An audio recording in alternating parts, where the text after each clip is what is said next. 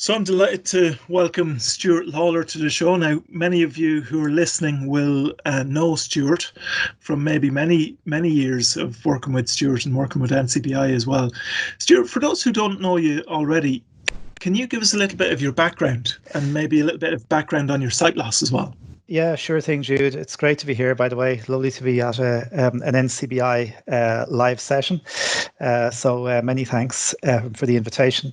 So yeah, as you said, I'm Stuart Lawlor. I'm totally blind. I'm one of the, I don't know what the percentage is, the very low levels anyway, 2 or 3%, I think, of people who identify as blind have total sight loss. And that means no light perception. That means nothing.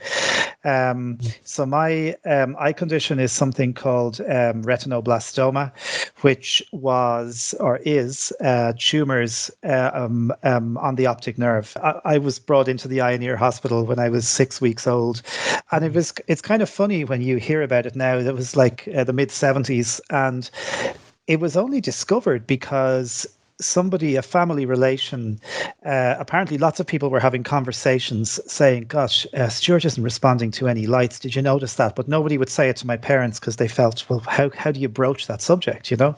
Yeah. And I was the first child. I was the eldest. I am the eldest in my family. So eventually my dad's mother, who died a year after I was born, she decided that she would mention, she said it to my dad, you know, maybe Stuart, he doesn't seem to be focusing, maybe just bring him into the doctor just to be sure. Yeah. And they brought me to the GP at home in Kildare, and he said, I think we should bring him to the specialist at the eye and ear, and they ran some tests. And so obviously the optic nerves had to be severed in order to stop the tumor growing. So as a result, I'm totally blind to some degree, I suppose, Jude. For me, that's been all I've known. So I have never known anything else, and that is my normal. You know, we're hearing this word "new normal" all the time at the moment. Yes, it kind of drives us mad. I think that for me, that is my normal, and I have been doing lots of different things with technology with the National Council for the Blind for many years, and then I moved on just 2 years ago. Okay, so just come back to when you were very young, when you were first diagnosed. I'd imagine that must have been quite a stressful time for your family, for your parents at that point. Maybe you weren't so aware of it at that age, and maybe you were kind of protected from it a little bit. But as you got a bit older, did you become a bit more aware of that kind of stress? I suppose my family were always very look at, you need to be treated the same as anybody else. But I have no doubt, and in fact, I know for a fact after speaking, to my parents in the past, that when they were given a diagnosis that your son's going to be totally blind, they were mid-20s. I was their first child. And they didn't know. There was no, there's no internet. There's no, who do you talk to about this? What's out there? What does being blind mean? Yes. What are the prospects for the future? It's huge things and big words and no real support. So I think they, through lots of just chatting with other people, and someone talked to someone else, and eventually they found, there's a guy in Dublin who happens to be blind. He's a bit older than Stuart, and his parents are also struggling and looking for someone. And then a few other people got together, and I think over time they just built those connections, but it took a lot longer than it might take now.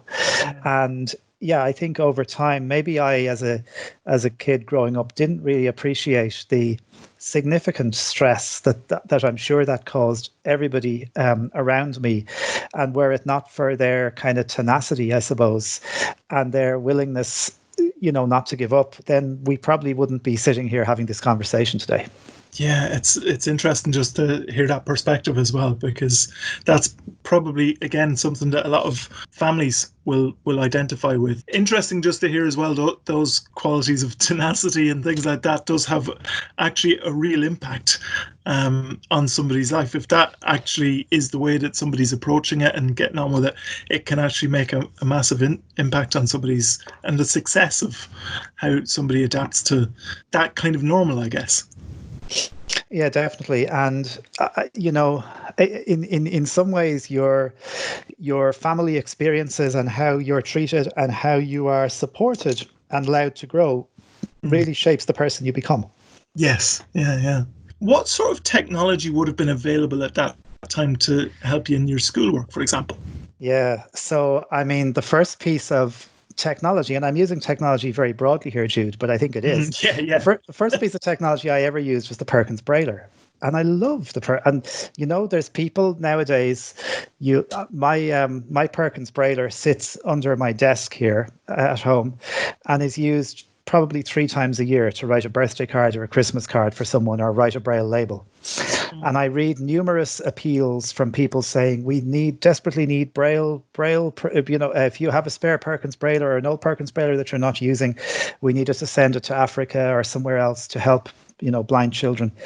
And do you think I'll part with my Perkins Braille that I use 3 times a year? So it's a great piece of Yeah. technology, and that was the first thing I used. And then there was a device I remember we got in the early 80s, in school, in Dublin. There was a company called Telesensory in the States, and they made a device called the VersaBraille. And I don't know if any of your listeners would remember the VersaBraille. 20-cell Braille display, and it used cassette tapes to store files. And we thought this thing was, hey guys, we've reached, this is it. It Ultra modern. doesn't get any better than this. Oh, We're here. VersaBraille was incredible, and thousands of pounds at the time. And if you were allowed to touch it for a few minutes and type on it, and oh my God. And it stores this stuff on a tape. And I remember, instead of files, you had chapters. So you would create a chapter, and a chapter could only have 1,000 pages. So if you went over 1,000 pages, it had to become a new chapter or a new file. And you could store 10 chapters on a tape, 5 on side 1, 5 on side 2. And they pretty much told us this is as good as it's going to get. Yeah, yeah. And then sure, floppy disks arrived with the VersaBraille. The next VersaBraille had a floppy disk drive, and sure, this was fantastic altogether. So it's amazing how we think we have reached the pinnacle, and then technology. And I guess as kids, we didn't realize that this was just the start. And the other one, Jude, I have to mention to you, is I remember seeing I think it was the ILAC library, mid 1980s, we were told there's a great new device in the ILAC Centre Library. We're all brought in to see it. All these excited blind kids going in to see the Kurzweil reading machine. This thing was the size of a washing machine. And people would play, and you'd put a page of print on this thing, and 45 seconds later, it reads it. My God, this is incredible. Wow. 45,000 Irish pounds at the time. And here we are now with this stuff on Seeing AI in our pocket, on our iPhone. Phone, it's madness how, and you wonder, what will we talk about in 10 years' time when we're maybe looking back at an interview like this and saying, my God. So, technology has been incredible how it has sort of crept into our lives in so many ways. And those early devices, like I remember using the BBC computers, the old then there was the old DOS computer with HAL from Dolphin, and using WordPerfect 5.1, and that got me through college with floppy disks. My first laptop had a 40 megabyte hard drive, WordPerfect 5.1, and an external speech synthesizer, and I'd carry a big bag with all the cables around and connect them all up at the start of each lecture. You're not only describing the progress of accessible technology and technology in general, you're giving away your age as well, Stuart. Well, yeah. They can track mid-70s. It's But there was so much stuff, and I think at the time, this technology was obviously very expensive and very very hard to get your hands on. But I think even then we realized this is a game changer in terms of access to information, in terms of being able to do stuff on an equal level, especially when you're in kind of mainstream education like third level. Yes, yeah. And just kind of from what you were saying there, it's incredible just thinking about how technology has changed, but also even how some of those things that you mentioned, the concept behind it, or the kind of technology, the basic technology behind it, or the basic premise, has actually been, the longevity of that has been incredible, really. A lot of them have actually continued to be used. They continued to be used, or they did continue to be used for many years. And even the concepts are sort of still around, really. Yeah, and there's some great, it's a great point, and there's some great examples of that in some of the Braille technology we use today. So the old Braille and Speak machines, which I'm sure some of your listeners listening in, Braille Speak, Braille-like machines, people have very fond memories of. Blasey note takers, so Dean Blasey, who founded Blasey Engineering in the mid-80s. Blasey Engineering came out with the Braille Light and Braille and Speak devices.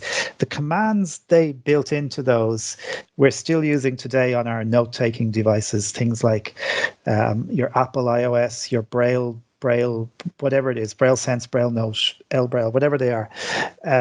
Those concepts still exist. Yeah. And those, fundamental tools that you would have used back in the 80s are still relevant today. Yeah. Do you mind me asking, Stuart, because a lot of people who, when they're thinking about the idea of accessible technology, they might be listening to a live event like this and could be sort of thinking, well, I'm not into technology, or you have to have an aptitude for it. Was that something you have ever had a particular interest in anyway? Was it something that you this was just the way you did things, and so you kind of got used to it? Yeah, it's a really good question, and I'll say two things about it, and I will answer your question in a second. But what I will say is, and I say to people frequently, you don't have to be into technology. You don't have to be a tech geek to use all this stuff, but you do have to, fortunately or unfortunately, I guess, you do have to be able to get it to a point where it will work for you. And I think more so for people who have a disability, more so for people with sight loss. Bottom line is, technology is so involved in our life. If you think, Jude, of the times you wake up in the morning, what's the first thing you do? Look at your phone, or maybe you turn off your phone is waking you up. Oh, switch off the alarm, grab your phone. I normally look at the weather then, and I flick through the news before I get out of bed. I'm doing this with my phone, and then I'm doing something. There's bits of technology all the time. Yeah, that's the first thing. It's actually a good point. Just even as you mentioned that, it's probably useful for us to hear that kind of run through a day almost of how you use technology. So as you were saying there, you kind of wake up in the morning, straight away you're checking things on your phone that'll be useful. Yeah, my phone wakes me up. My Alexa device is there as well. I probably ask Alexa something, or maybe she wakes up. We use things like Seeing AI all the time, and especially now because we have a child. We have a 14-month-old, so we're using Seeing AI to read labels, to check things for him. Yeah. I'm using, for example, if I go out walking and I want to check my step count, doing that on my phone. There's no doubt that the iPhone, and I say iPhone not just because it's the thing I'm using it, but it's because they really were the first to make this accessible touchscreen smartphone available. There's no doubt that the iPhone has been one of the biggest game changers for people with sight loss. Although prior to that, the Nokia handsets with the old program called Talks, that some people remember, the screen readers, and we brought this technology into NCBI in 2003, and that was hugely exciting that suddenly, relatively cheaply, handsets could get into people's hands. But I suppose other things I'm thinking of during the day, like outside of the work stuff, which is all technology related. Online shopping, getting your groceries, checking what are the best before dates, using your phone to do that kind of stuff. There are so many things that we are using, that we're engaging with technology on. And to be honest, I think that that's kind of a key part of being able to sort of level the playing field, as you kind of mentioned earlier, because this is what everybody is doing that. This is just part of life, isn't it? Technology is just part of everybody's life from morning, noon, and night, really. It is, and I suppose sometimes we as people with sight loss, whether we're blind or have low vision, have to engage with it in a slightly different way, and it won't always be painless. By the way, that app that maybe all your friends have talked about, oh, it's a great thing. You download it and you can't use it, and by the way, 99% of the time, it's not you, it's the app. Yeah. It's the technology, and maybe you need a little bit of help, and you contact NCBI or whoever. But it's understanding that you got to make technology work for you, and leverage that, because life is hard enough, and there's enough other challenges. So use the technology in whatever way you can. It's worth reiterating what you were just saying there, that 99% of the time it's not you, it's the app. Absolutely. And I go back to, I'm actually remembering in NCBI in my days of when I was a technology trainer, and major online retailer who had a shopping service, and we were showing somebody how to use the website, and she was very happy and used it week on week to do her shopping. But one day the website got upgraded. It got a major upgrade. And let's just say that accessibility got sort of left behind for a little while. But this seriously threw this person and lots of other people, because suddenly they can't get these items that they were looking for. Yes. And it has huge knock-on implications. So, technology does fail. And some of the times I used to spend a lot of time talking to people about what happens when it fails. What are your strategies for getting around that, Yeah, it's a good question. Because it will fail. Okay. Yeah. And it's a good question for people to kind of even think about themselves. Yeah. It's quite a useful one. Just on the subject, as you mentioned there, kind of that's maybe been an area where there's been a bit of an obstacle of getting the full value out of technology, that the effect, the impact that you could get out of it sometimes wasn't always possible, or maybe everything wasn't updated at the right time. You couldn't get the full value out of it. Has there been other things through your experience, any other obstacles that you would say that maybe prevented you from getting the most out of what was available at the time? Oh, in the early days, obviously, like when we didn't have screen readers at the level we do now, there are so much great stuff out there. There's free or paid for screen readers as you wish. People can use whatever they want to do whatever job they need to do. Back in the day, I remember when we were at home, when I was 11 or 12, we got our first computer was an old Amstrad, very run-of-the-mill home computer, late 1980s. And my twin sisters were 9, and they became human screen readers. Because I used to use the word processor to do my homework. I realized that I'm really interested in how we can make this technology work. But they didn't have a screen reader, but they became human screen readers, and they still kind of talk about, and they got very good at knowing that they didn't need to read the whole screen. They knew the bits that I needed to hear. And they got really good at knowing how to sort of summarize the information. And I think that was a really interesting experience for them as well. Yeah.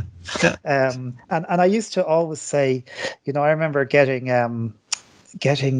I think it was a musical keyboard at the time, because when there's nobody around and when everybody is far away, I try to play music. But I used to, I remember getting a keyboard at one point, and it had all sorts of great features, and there was a huge book that came with it. I remember thinking, oh my God, I wish I could read this thing. And you'd be asking a family member, can you look up, it's such and such a section. They're flicking through it, and it's taken them ages, and you're putting somebody out, and they're not really into doing it. They'll do it, but it's like, oh, it would be so much easier if I could do this myself. Now we just Google the manual. Yeah. Yeah. In any, get it within a couple of seconds, or there's a million different forums where all these people are asking the same questions. Yes. And Yeah. that's thanks. So I think they were the big things that technology, and of course the other, I suppose, aspect was that I'm old enough to remember the move, and this is very significant, I think, to mention this, the move to Windows from a Yes. very much DOS command line interface, which was very fast, still is very fast, a very fast way of getting information. Suddenly we're moving to Windows. I remember when Windows 95 came out and Bill Gates there was a big promotion, and they had the Rolling Stones "Start Me Up" song, a big TV advert, and hey guys, there's no accessibility in this. And so I remember being in college at the time, and people saying to me, "There's people are going to lose their jobs out of this because there's no accessibility. There's nothing built in." We didn't have, well, we kind of had JAWS, we had Window Eyes, we had something called Windows Bridge at the time. None of these guys were all caught unawares. Microsoft hadn't worked with them in advance, so they were frantically trying to catch up to build something for Windows 95, and they knew that this needed to be done very quickly. But now you look at today, and if you want to install Windows from scratch and you don't have a screen reader, Microsoft Narrator is built in right from the beginning. There's no doubt we've come so far on so many different levels. Yeah, it's an interesting thing, just as you mentioned there, because progress isn't always progress for everyone at the same time, is it? It's kind of like progress for many people. Then for Windows 95 coming out, people might have been jumping up and down thinking how brilliant it was to have that, but sometimes you do have this sort of element of it doesn't always come along at the same time. So it's great to see that it does eventually get there, but it'd be nicer if it was kind of all at the same time sometimes. Yeah, and I remember in particular with Windows 95, like asking people, "What's it like?" Because I had used a little bit of the predecessor, which was Windows 3.1, because there actually was a version of JAWS at the time supporting Windows 3.1, and I was in college. And I remember asking, "What's Windows 95 like?" And I remember talking to a friend of mine at the time, and he said, "It's fine. It's kind of the same." And I think I'm thinking to myself, but if it's the same, why doesn't it work? It can't be the same. There must be something. It's obviously looks a lot better. Or there's something more fancy. And then, of course, when we did get the access, to a large extent, it probably wasn't a whole lot different. But it was that time between the product being released and before we had access, which was, by the way, about, if I'm not mistaken, almost a year. It's a long time to wait. And now by I guess by standards nowadays, it's a huge amount of time to wait. Yeah, absolutely. Just kind of coming back to something you said a little bit earlier, and maybe sort of this has a technology side to it as well, but it's not just entirely about technology, I suppose, for this element. You mentioned there about that feeling of kind of not wanting to bother somebody else sometimes. I would imagine that a lot of the time, the way you kind of process something yourself, or where you're at the moment yourself, could that end up being a little bit of an obstacle to being able to get the most out of something as well at times? Not necessarily that other people have a reluctance, but maybe there's a feeling from time to time that other people might have a reluctance to help. Yeah, possibly. And maybe then maybe it's your perception, maybe that reluctance. And by the way, I'm not sure that anybody who I ever asked for help was reluctant. Maybe I felt, and exactly as you say. And in fact, I used to batch my requests, So, listen, could you have a look at that chapter? And if you didn't mind, could you just also check page 26? Or I'd say, now I'll ask my dad this one, and then I'll wait a day and ask my sister, can she do this bit? So but perhaps that was partly me, and because I was also aware that some of the stuff I was asking was quite technical, and again, it goes back to this human screen reader. They were essentially reading to me, but I was processing the information, and to them, I don't think it was very interesting stuff, So does it impede your own maybe thirst for knowledge, or how you find your information? I think it possibly, in my case, yes, it possibly did. It's kind of interesting, isn't it? Because one of the reasons why I ask that is just simply, even from the perspective of when we're talking about kind of learning new technologies and things like that, sometimes it does help to have somebody around, just even while you're getting to grips with a new technology. Everybody finds that a little bit as well, I think, and I think everybody would find that we can sometimes have a reluctance to kind of either try something new, or a reluctance to ask somebody to give us a bit of guidance. But then when accessibility is kind of dependent on that, sometimes at the start, that could be a serious kind of roadblock if we don't get over that sort of internal feeling. Absolutely. And I don't know, Jude, if you've ever been in a situation, I know I certainly have, on courses, or you're at a lecture, or you're somewhere, and someone says, does anybody have any questions? And you're sitting there going, I don't want to ask. I haven't a clue what he meant by that. And then someone goes, can I just ask what you meant by? And you go, oh, thank God someone else did that. So it's kind of, I think it's almost knowing that no question is stupid, no question. And we all started off at this point, and I still love, and I do a fair amount of this nowadays, just sitting with people, seeing how people learn, and supporting people to understand why technology can be a really powerful tool in their sight loss journey, because we're talking about sight loss here, in their daily life with sight loss. Why technology is such an ally, I suppose. Yeah, absolutely. It's interesting, actually, just talking to you and getting those perspectives. I mean, if we were to kind of, not that you can particularly easily sum all of this up, there's so many kind of different aspects of technology that we haven't focused on, and the different ways that you might use it in your life. But if you were to describe the overall impact that technology has made on your life, how would you describe it? How would you kind of imagine, if none of this technology was available, for example, what sort of a difference would that be? That's and I think about it every so often. And as you've asked it just there, I still get almost scared thinking about it. We wouldn't be sitting here, obviously. We wouldn't have this technology, but I wouldn't be working. Maybe you wouldn't be working in this role. It's a very interesting question, because it's kind of like, what has this made you do? Well, for me, it's allowed me to work, but it's also allowed me to, for example, during COVID-19, I didn't see my parents in Kildare for 15 weeks, I think. We used to have these Zoom quizzes every week, family quizzes, which loads of people ended up doing. And I would switch on my video. I never switch on my camera, mostly during work meetings. And here's an interesting thing, by the way, another little sideline. I never switch on my camera, Jude, when I'm at home. And I said this to my boss at the start of COVID. I said, because I don't know exactly what the camera can see. I don't particularly want him to see my clothes horse or toys on the floor or whatever. And he said, absolutely, no problem. But anyway, I switch on my camera when we have the Zoom quizzes, so that everybody can see me and that I look okay.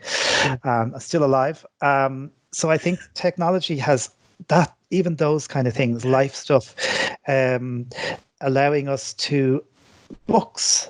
The amount of reading that I've been able to do, downloading books from Audible, from NCBI's Overdrive library, which is a wonderful resource, by the way. The Bookshare service that NCBI have, outstanding resource. Again, all thanks to technology, and it has just been there, an integral part of my life, and I know an integral part of the lives of so many people who are listening in today. Yeah, absolutely. And I'd say so many people would completely agree with the sentiments that you expressed there. Looking forward, where do you think we're going to be? Like you mentioned earlier, if we were to be looking back in 10 years' time at an interview like this, we could be in a very different place. What would you expect will be the kind of development of accessible technology? And as a kind of secondary question to that as well, what would you like to see? Okay, let's go right out, and then we'll come back and be a bit more realistic. Okay, so I'd like to drive down to Mayo and bring you out for lunch or something someday in my Google car, or whatever it's going to be. Yeah, absolutely. Yeah, we'll go with that one. Maybe we will get to do that. Who knows? So look, the idea of the driving car, the self-driving car. There's a company down in Tuam in County Galway who create a lot of the self-parking stuff for cars at the moment. And I visited them a couple of years ago, and they said back, and this was 2017, they said then that if you wanted to put driverless cars on the road today, you could. The challenge is driverless and driver cars together will have problems, because obviously, computers and humans and how we react to things is going to be different. But where in the immediate or maybe midterm future, I think we need to there needs to be an advocacy, a piece of work done around white goods being made accessible. So I will struggle when we have to replace our hob, for example, because most hobs now are flat. You can't feel the rings. Yes. They're touchscreen. How do you set them? How do you know what temperature you're setting them to? Yeah. My TV doesn't talk to me, so I can't read the electronic program guides. I can get a lot of access through other means, but I can't do that. The washing machine that we have here has 3 programs that we use all the time. There's about 9 on it, I believe, but we don't know what the others are, because we sort of worked out 3 things we needed. It would be great if those things could talk. So I think we've come so far with our mobile devices, with our PC-based, Mac-based, whatever it is you use. I think the domestic things, the smart home, interoperability, I suppose, with our existing technology, for that to work is for me an area of huge interest. And the other one, I think, is just in employment. We have to make sure that we can educate the mainstream recruiters, let's say, to let them know that technology is the greatest enabler for people with sight loss. And this kit, the right kit in our hands, because we all know the people who go for these jobs, the people with sight loss go for these jobs, they're smart people. That's why they're going for these jobs. Yeah. They're able to do it. There's no question about that. But we have to make sure that technology allows these people to perform the very same as their sighted peers, if not better. And we have to make sure that we can respond proactively to issues around, for example, web-based applications in the workplace, or challenges around in-house applications that may not be accessible. And they're the things that I suppose we're dealing with all the time. And they're the things that are going to impact, I think, a lot in the future around how the world of work operates and how people with sight loss can make meaningful contributions to it. And I think, the last thing is that we have to keep advocating. We have to keep ensuring that accessibility and usability, because they're 2 things that are combined and that work hand in hand, remain at the fore. And that if you find, and this is a really, I think, worth saying, Jude, if you download an app to your smartphone and you find it doesn't work, the best thing you can do is not, well, you can ring NCBI, of course, you can ring Jude or somebody else, but the more effective, even better thing you can do right away is write to the developer. Find out who the developer is and send a nice email and say, listen, I've just downloaded your app, or if it's a website, I've just visited your website and I'm using some assistive technology and these are the problems I'm having. If you're not sure what the problems are that you're having, then ring NCBI or ring someone else and ask them to check. Or anybody who knows me, by the way, I'll put it out here, ring me. I'm happy to. This is a community thing. We all need to help. So we as visually impaired, as people with sight loss, can advocate collectively to ensure that our technology experience gets better and better. And that's the biggest thing that we can do to make sure that the future is bright. So if there's something that doesn't work for you, let the person who created it know. I'll give you a really good, quick example, Jude, of an application a couple of years ago, which was really popular at the time because what it did was it was a little Java application that ran on your PC that would let you send text messages using your web text function. Not really useful anymore because we all get unlimited free text for everything. And there's lots of other ways to communicate, of course. But at the time, I really wanted to use this app, put it onto my computer. No, it wouldn't work. JAWS wouldn't work. So wrote to the developer, not really expecting a reply. It turned out he was a one-man band living down in the west of Ireland, would you believe? Wrote to the guy on a, say, Tuesday evening, and I said, oh, I've just tried using this with a piece of software. I think I was using JAWS at the time, called JAWS. Unfortunately, it doesn't work. Is there anything you can do to help? Sent it off and didn't really think I'd get a reply. Had a reply the next morning. He said he not only wanted to help, but he had gone off and downloaded a demo of JAWS and was playing with it and would come back with an update shortly. And he did, and he fixed it. So, you're not only advocating for a better society for the rest of the community of people with sight loss, you're also educating the mainstream tech industry that, hey, we all use this stuff in pretty much the same way, Yeah, absolutely. And I think, to be honest, that same message that you mentioned there has kind of come through a few times in recent weeks on the live event, and it is one worth continuing to kind of repeat, because if more and more people are actually feeding back information that is useful to the developers generally do want to know this kind of information anyway. And even if they don't, it's actually important to draw their attention to those issues. Absolutely. And to say that, hey, you're a person with a disability, you have as much spending power, you're as equally as important as the nest person. And the other thing is, if you don't know what the problem is, don't worry. Sometimes people feel they have to use technical language, and do you know something? It doesn't work. It doesn't work for me. I open it in my iPhone and VoiceOver is silent, or there's loads of unlabeled buttons, or whatever it is. Put it in writing, or ring them, or get onto NCBI or whoever, and there's people who will help you to make sure that your feedback goes back to the developer, and most developers are very keen to act on those things.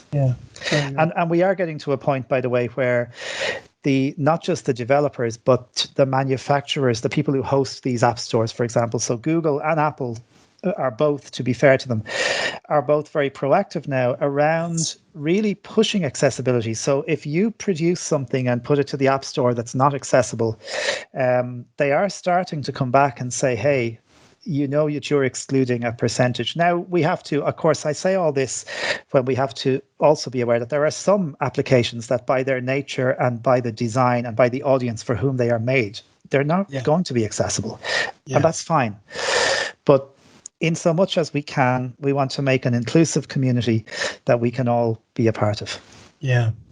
It's really interesting just to get your thoughts on those things as well, because a lot of those things are within kind of, they're reasonable things to expect. They're reasonable things to hope that in the future these things will bring about some continued improvements and progress.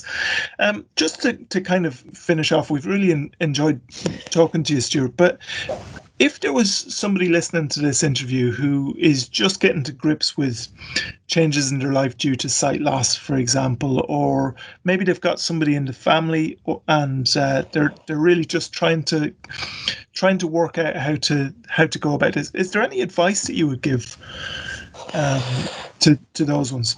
Well, I suppose everyone's experience is different. Everyone's journey with sight loss is going to be different. Everyone's family dynamic is different.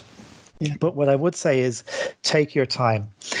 You may well think about the tools you used maybe prior to sight loss. So if you're coming to terms, maybe your journey with sight loss has recently begun, maybe you used an iPhone or an iPad or an Android device previously, there's a fair chance you're going to be able to use that device, maybe albeit in a different way. Yeah. But you're going to be able to do that. And I would also say, think about the things you did previously, and maybe what you would like to be able to continue doing. If you said, and this could be something really simple, God, I loved watching TV, but I get no enjoyment out of it anymore because I always feel I have to rely on someone, ask someone questions. Well, we have audio description. Maybe it's worth finding out, are the shows you like described? Do you have subscribed to Amazon or Netflix or one of these things where audio description is very much available? And also I would say that there are lots and lots of people out there who are only too happy to help. I think actually, if COVID-19 has taught us anything, it's given us a chance. I think, whilst we were all locked down at home, to just pause and reflect and think about life and think about those people around us, and think about how we need to support each other and check in on each other and be there to offer advice and help. So think about what you used to do, what you might like to do, and how technology might be able to help you in that way. Yeah, very good. Well, it's certainly been really enjoyable to chat to you today, Stuart. Good to catch up, and good to just be able to see the difference that technology has really made in your life, but also the kind of potential that it still has for further progress as well. Thanks very much for joining us today, Stuart. We appreciate that. Jude, you're welcome. It's been a pleasure, and hope to speak to you soon. Thank you.